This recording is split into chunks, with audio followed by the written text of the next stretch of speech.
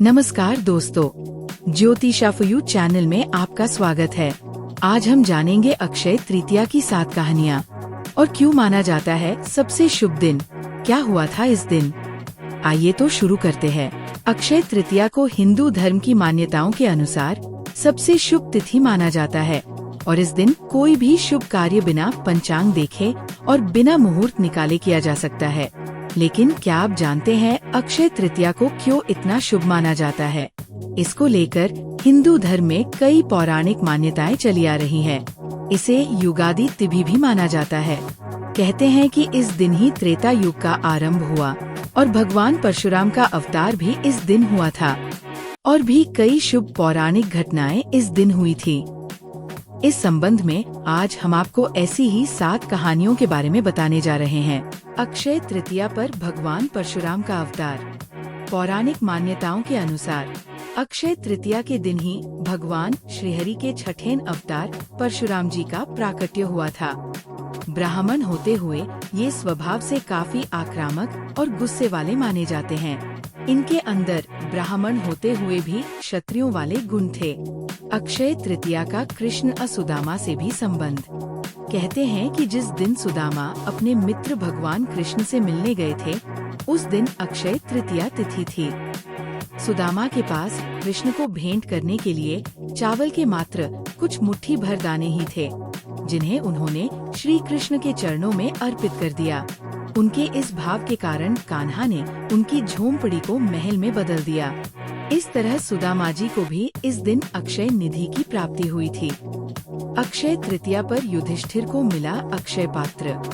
कथाओं के अनुसार अक्षय तृतीया पर ही युधिष्ठिर को कृष्ण जी ने अक्षय पात्र दिया था।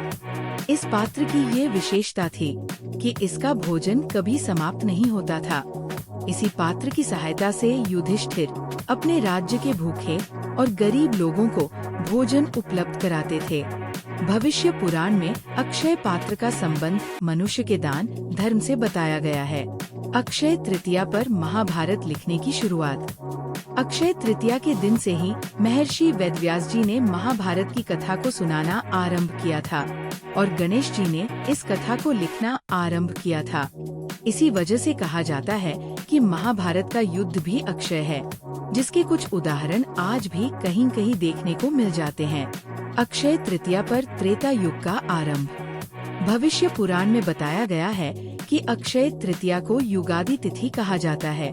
दरअसल इसी दिन से त्रेता युग का आरंभ माना जाता है, इसलिए इस दिन को शुभ कार्यों के लिए सबसे शुभ मुहूर्त के तौर पर देखा जाता है। मान्यता है कि अक्षय तृतीया के दिन हम जो भी कार्य करते, उसमें हमें अक्षय फल की प्राप्ति होती है और वह पुण्य कभी समाप्त नहीं होता। अक्षय तृतीया पर कृष्ण ने की थी द्रौपदी की रक्षा। महाभारत में द्रौपदी के चीर हरण की घटना सर्वाधिक चर्चित मानी जाती है।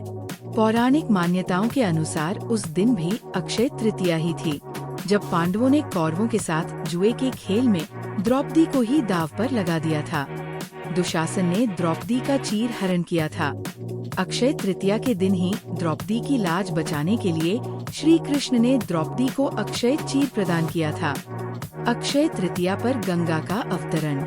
नारद पुराण में बताया गया है कि अक्षय तृतीया के दिन ही गंगा का धरती पर अवतरण हुआ था।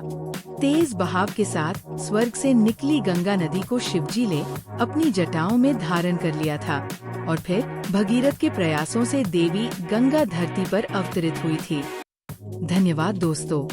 ऐसे ही वीडियो देखने के लिए कमेंट में जय श्री राम लिखें और चैनल को फॉलो, लाइक, शेयर करें।